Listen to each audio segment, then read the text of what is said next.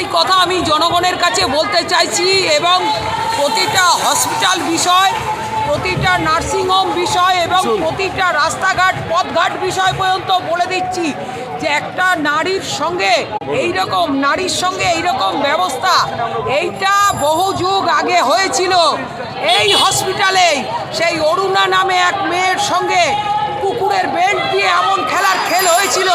তখন হিরণমালা বেলতলায় পড়তাম আর পেট পোটা হরিণঘাটা দুধের বোতলের মাখন চেটে খেয়ে ক্লাস 4-এর আর ক্লাস 2-এর ক্লাস করা তখন মানু জেঠু সিদ্ধার্থ শঙ্কর রায় ছিলেন মন্ত্রী। একটাই কথা বলছি, এখানে সঞ্জয়কে শো করানো হয়েছে।